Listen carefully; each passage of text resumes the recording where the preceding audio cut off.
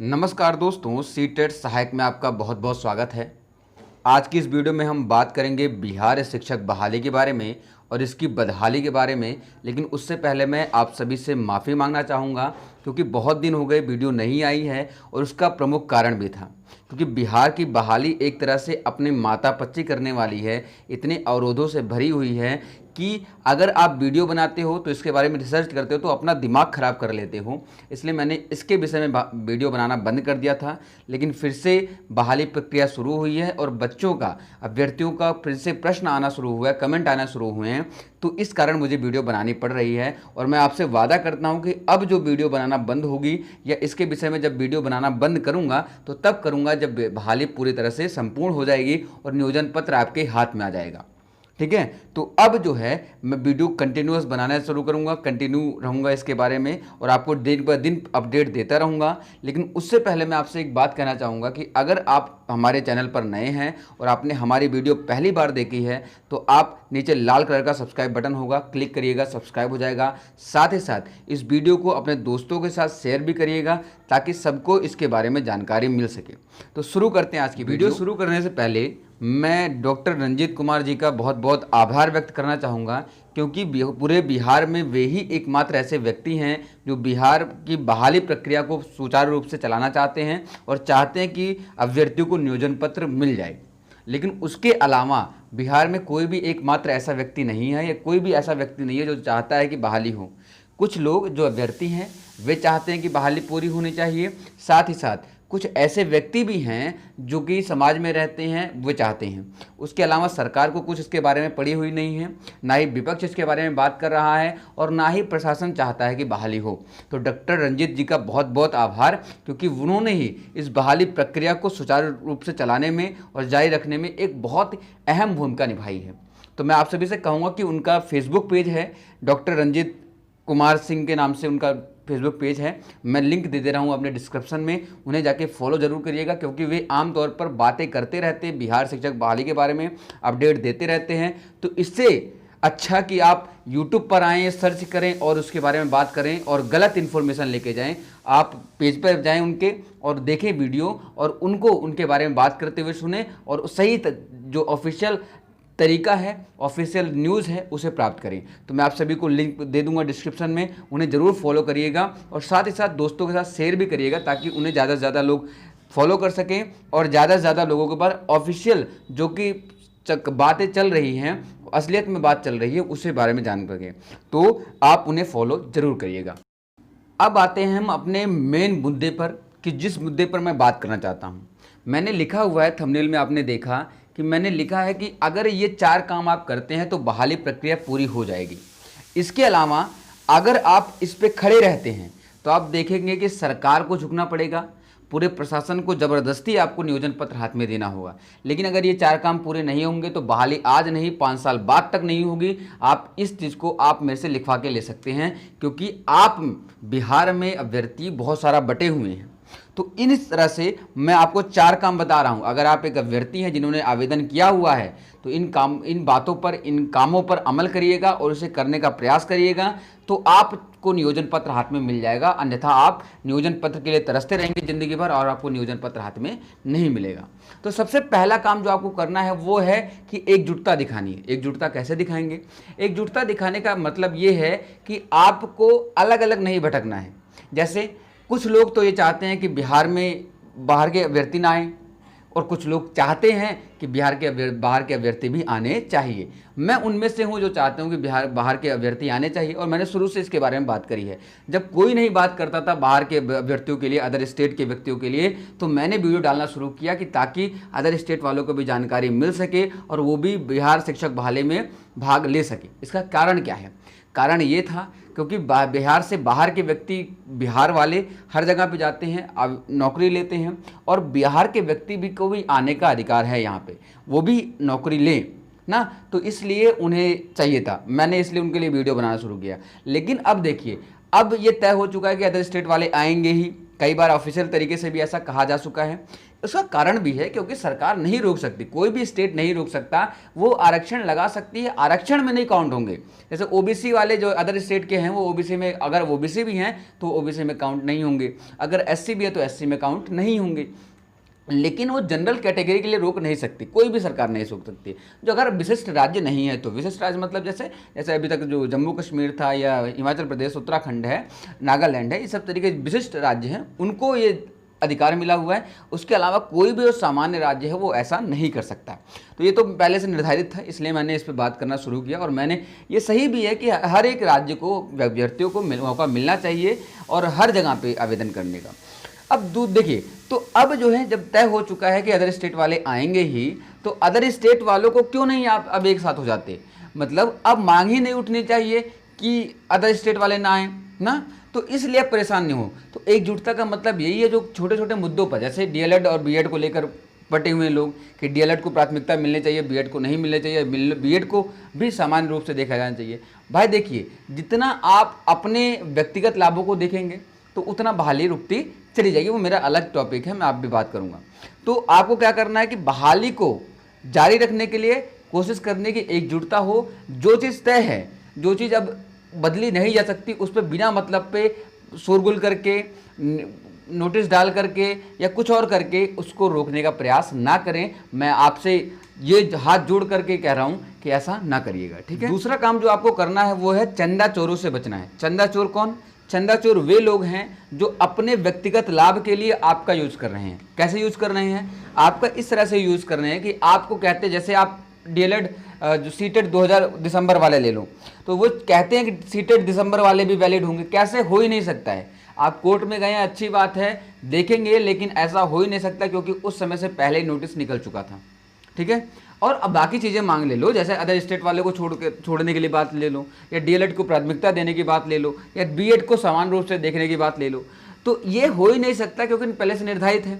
DElEd को प्राथमिकता मिलेगी, सरकार ने तय कर दिया है ना, प्रशासन ने भी तय कर दिया है। तो अब ऐसा कुछ करके कोई फायदा नहीं है। जो निर्णय होता है, देखो कोर्ट कभी भी क्या करती है, कोर्ट हस्तक्षेप करती है अगर आपके अधिकारों का हनन हो रहा है तब देखती है। लेकिन आप बिना मतलब में, आपको पता है कि ऐसा नहीं हो सकता है, लेकिन बहाली रुकवाने के लिए आप बार बार कोर्ट में जा रहे हैं, तो इसका कोई फायदा भी नहीं है। तो वो उन कुछ चंदा चोरों से ना, जो आपके पैसे का गलत यूज कर रहे हैं कोर्ट में जाकर बाकी चीजें कर करके, तो उन लोगों से बचना है आपको। और कोशिश करना है कि आप जो तय हो चुका है उस पर काम करें। अगर जो आप नई चीज़ें जुड़वाएंगे, तो मैंने हमेशा बार बार कहा है कि नई चीज़ें जुड़वाने के लिए आपको समय लगाना पड़ेगा और बहाली बढ़ती रहेगी। बिहार की सरकार भी कोई बहुत अच्छी नहीं है कि वो मन में नहीं है कि मन बना रखा होगा कि नहीं बहाली प्रक्रिया पूरी ही करनी है। अगर आपको सरकार का साथ होता तब तो हो ही जाता ना, वो जल्दी से जल्दी कर लेती। लेकिन वो इस प्रकार से व्यक्त कर रहे हैं, इस प्रकार से देख रहे हैं कि सभैया हमें ज़रूरत नहीं है, आप ज़बरदस्ती बहाली करवा रहे हो, हम आप पे एहसान कर रहे हैं, आपको करना ही पड़ेगा। एक तो देखिए बिहार में जो सैलरी है ना, वेतन है, वो बहुत कम है, लेकिन उसके बावजूद भी सरकार नहीं चाहती कि बहाली हो। शिक्षा व्यवस्था इतनी ख़राब है। अभी इंडियन एक्सप्रेस में 2 दिन पहले रिपोर्ट आई थी कि जो बच्चे हैं स्कूल के, वे रेड पिकिंग करना शुरू कर दिए हैं, रैक पिकिंग करना शुरू कर दिए हैं, वो कूड़ा चुनना शुरू कर दिए क्योंकि उन्हें मध्याह्न भोजन नहीं मिल पा रहा है। तो अब सरकार ने, कोर्ट ने भी ऐसा कहा है कि कैसे कम से कम इतना कोशिश करिए कि जो गरीब बच्चे उनको राशन मिले, या फिर ऐसा विद्यालय तब तक विद्यालय खोला जाए कि उन्हें खाना या न्यूट्रिशन जो है मिल सके, तो वो काम शुरू करना है। तो बिहार की सरकार उतनी बहुत ज़्यादा शिक्षा व्यवस्था को सुधारने में और मानव संसाधन को सुधारने में कोई बहुत ज़्यादा पक्षधर नहीं है। तो आपको कोशिश करनी है कि आप चंदा चोरों से बचें, गलत चीज़ों में इन्वेस्ट ना करें, बिना मतलब के पैसे ना चंदा ना दें, और अलग जो ऐसी बातें करता है ना कि बहाली रुकवा देंगे, ये कर देंगे, वो कर देंगे, उनसे बात ही ना करें और उनका सीधा सीधा पूरा का पूरा जो है उन्हें नेगलेक्ट करिए, उनसे बात ही मत करिए, उनको बिल्कुल भी भाव मत दीजिए। तो ये दूसरा मुद्दा था हमारा, अगर आप एकजुटता दिखानी है, और दूसरा बात चंदा चोरों से बचना है। तीसरे मुद्दे पर बात करते हैं। अगर आप बहाली प्रक्रिया पूरी करवाना चाहते हो तो हमारा तीसरा जो काम है वो ये है कि व्यक्तिगत लाभ से ऊपर उठ के देखना है। व्यक्तिगत लाभ कैसा? जैसे मैं बिहार का हूँ तो मैं चाहूँ कि बिहार के लोगों को प्राथमिकता मिले। अगर मैंने डीएलएड किया है तो मैं ये चाहूँ कि मुझे डीएलएड वालों को प्राथमिकता देनी चाहिए। अगर मैं बीटेड पास हूँ तो मैं ये चाहूँ कि बिहार टेट जो पास है उसको ही प्राथमिकता मिलनी चाहिए, सीटेट वालों को निकाल देना चाहिए। ये व्यक्तिगत लाभ हैं। आपको अगर आप शिक्षक बनना चाहते हैं तो आपको इतनी समझ होनी चाहिए, इतनी मानसिक विकास आपका जरूर होना चाहिए कि समाज विकास ही शिक्षा का विकास है। समाज का विकास तभी हो सकता है जब शिक्षा का विकास होगा, और शिक्षा का विकास ऐसे शिक्षकों से नहीं होगा जो व्यक्तिगत लाभ देखते हों, समाज का भला करने की मन में होनी चाहिए, वो शिक्षक बन सकता है। तो अगर आप शिक्षक बनना चाहते हैं तो कम से कम इतनी मानसिक बुद्धि तो आपके अंदर होनी चाहिए कि आप ये सही और गलत को समझ सकें।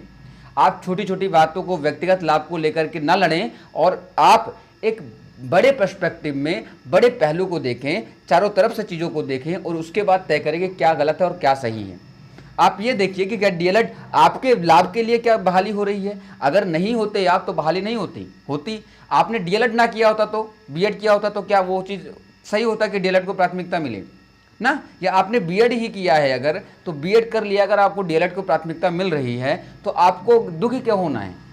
क्या ऐसा मौका नहीं आएगा उसके बाद आपको, या आपकी नौकरी नहीं लग पाएगी? तो आपको तय करना है कि आप व्यक्तिगत लाभ चाहते हैं। अगर व्यक्तिगत लाभ चाहते हैं तो वो बहाली को, प्रक्रिया को भूल जाइए, क्योंकि बिहार में बहाली जो है वो एक टेढ़ी खीर है, बीरबल की खिचड़ी है। तो अगर आप बहाली चाहते हैं तो व्यक्तिगत लाभ से उठिए।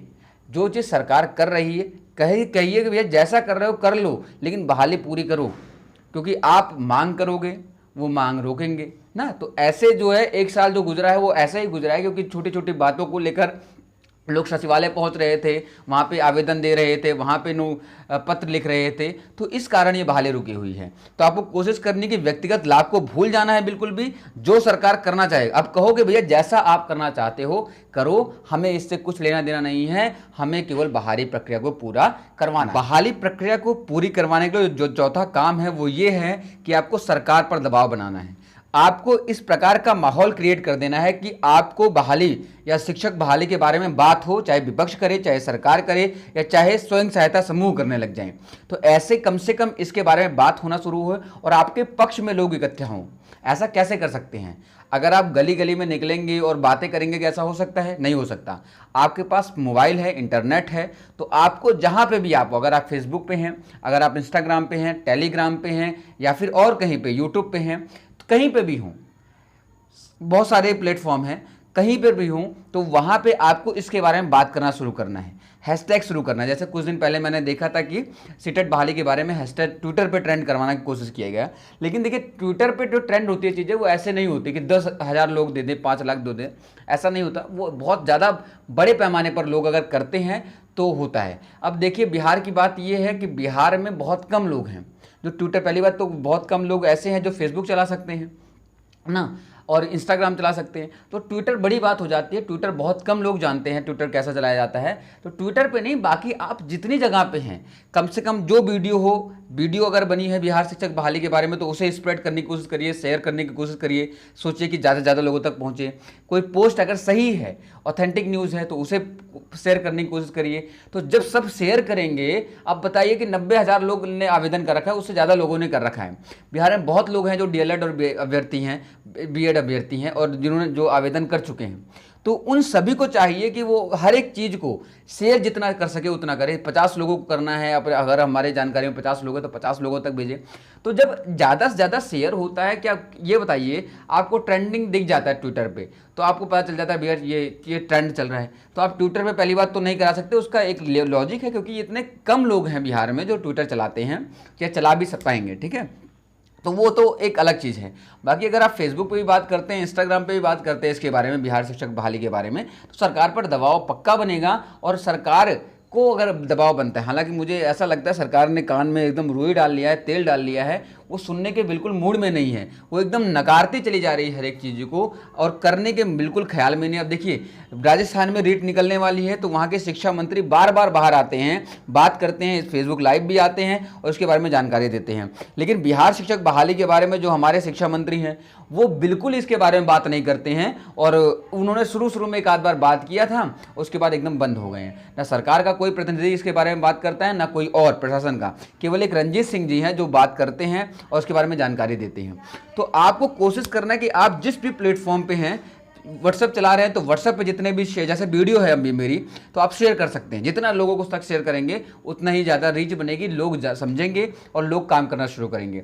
तो आप इन 4 चीज़ों को करिए और आपको मैं 100% कह रहा हूँ कि बहाली पूरी हो जाएगी। आपको एकजुटता दिखानी है, किसी प्रकार से मुद्दों पर बटना ही नहीं है। जो सरकार कर रही है अब फिलहाल देखिए तय हो चुका है आमतौर पर काम, तो अब उस पर अलग चीज़ें आपको 80% 90% चीज़ें तो क्लियर है कि ये होना है और ये नहीं होना है। तो इस पर बिना मतलब में मातापच्ची करके कि ये करना है, वो करना है, ये करवाना है, वो करवाना है, ये तो छूट ही गया जी, तो ऐसा करके आपको कुछ भी मिलने वाला नहीं है और बहाली रुकने वाली है। तो आपको कोशिश करना है कि अब जो है नए मुद्दे नहीं लाने, पहली चीज़। दूसरी बात, एकजुटता आप दिखाओगे, उसके बाद क्या करना है, चंदा चोरों से बचना है। अगर आप एकजुटता दिखा दे तो चंदा चोर से खुद बच जाओगे, क्योंकि चंदा चोर जो है वो केवल अपने जेब भरने के लिए और अपने व्यक्तिगत लाभ को देखते हैं। तो व्यक्तिगत लाभ के बिना आपको काम सोचना है। तीसरा मुद्दा हमारा यही है कि व्यक्तिगत लाभ से ऊपर उठ के सोचना है, सरकार की बहाली के बारे में, शिक्षा बहाली के बारे में, साथ ही साथ शिक्षा व्यवस्था को सुधार के बारे में, समाज के बहाली के व्यवस्था को सुधारने के बारे में सोचना है और कोशिश करनी है कि व्यक्तिगत लाभ से दूर रहे। और आखिरी बात, सरकार पर दबाव बनाना है। जहाँ पे भी आप जितनी वीडियो हो जो ऑथेंटिक न्यूज़ हो, जो आपको लगता है कि ये सही न्यूज़ होगी, उसे शेयर करना है। और हाँ, एक चीज़ दोबारा से कह रहा हूँ कि रंजीत सिंह जी का फेसबुक पेज जो है वो लाइक जरूर करिएगा, उनका चैनल भी है उसे सब्सक्राइब जरूर करिएगा। उस पर वे बार बार बात करते हैं शिक्षक बहाली के बारे में, तो उससे आपको ऑथेंटिक न्यूज़ मिलती रहेगी। फिर मिलते हैं एक नई वीडियो के साथ, तब तक के लिए जय हिंद जय भारत। और आपको कोशिश करनी है कि मैं अपडेट देता ही रहूँगा, तो आपको बहकावे में बिल्कुल भी नहीं आना है। फिर मिलते